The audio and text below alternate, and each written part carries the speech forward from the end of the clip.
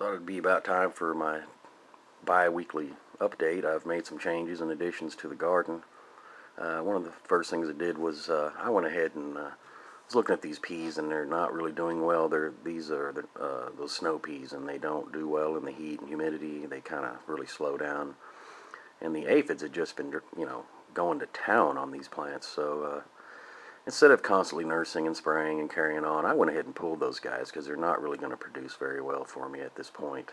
We basically went from winter to summer, so I went ahead and pulled them, and I was anxious to see on the roots how much those nitrogen-fixing nodules were growing, and they really weren't doing much. There was some on there, but they're about the size of a large grain of sugar. So I went ahead and just put them all in the compost instead of trying to dig them in and then waiting and utilizing that. There really wasn't much to dig in as far as that benefit, and that allowed me to clear out some much valuable space. I don't have a lot of gardens, so space is at a premium, and I'd much rather have something more productive. Here was a big change. That so-called monster tomato that I had started just really showing mutative growth, very mutative, and the branches and stems were growing down, almost vertically down into the soil, and I was having to constantly prune this thing, actually quite heavily, and spray and try different things and change watering regimens and trying a little bit of everything with this guy, and it just was getting wilty, and probably due to some of my pruning and other issues, but it was just generally just a lot of mutated growth. Even though it was producing, it appeared to have some type of wilt. So I went ahead and pulled it. First thing I did was I was anxious to see what the roots looked like, or if there was any nematode issues going on. It looked fine. The roots looked good, and I didn't really expect to see any problem there.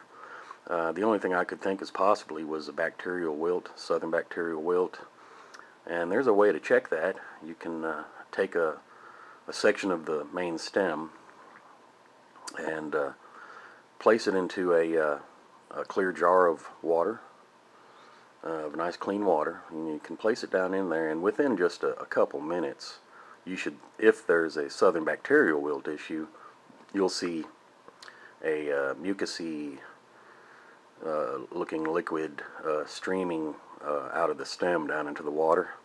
And you would see it within 5 minutes, and I actually left it in there for quite a while, and nothing, the water just stayed perfectly clear. So I kind of ruled out the southern bacterial wilt and went with my initial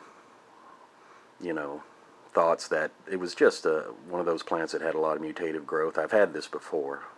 There's a chance it could have grown on and been a wonderful plant, but I had this pink brandywine that I grew from seed, kind of just sitting around looking for a place to go, and he was doing really nice and well, so I put him off in that spot. So as kind of a finale to the test, if something goes wrong with this guy, then I know there's something in the soil. I thought I'd just show the squash one more time. It's in the height of, it's just producing like crazy. I have 5 of these plants, more than I needed due to accidentally planting too many, but I've been eating squash and loving it. I like to pick them when they're about 6 to 8 inches, and they're just wonderful. I like to just slice them up, dip them in a little ranch dressing or something, and just gnaw away at it. I ended up having to go back and plant some cucumbers because, like I said, I had a mix-up between that and some squash, so I had to go get some transplants, and instead of trying to tease them apart and everything, I just stuck them in the ground, and after about a week or so, once I could see they caught well, I went ahead and snipped the extras instead of just teasing them apart and doing it that way and all. And hopefully these guys will catch well and get going, because I'm a little behind there. My little cantaloupe experiment was doing okay. I think I might have over-fertilized this guy a little too much, and he was a little too confined. So I set the container up in one of my beds and threaded all the different vines up through that fence there. And after a week, it was looking so much better. He's actually quite happy up there, so I'm just going to leave him in his pot and up on there. There's holes in the bottom where he can get on through. Here's something I haven't shown, is my jalapenos. They're producing, doing well, looking good. And the carrots, I've been kind of checking these guys. Best way to do that's kind of dig around the stem there and kind of check the diameter of of the top there, and these guys are 3/4 to an inch or so.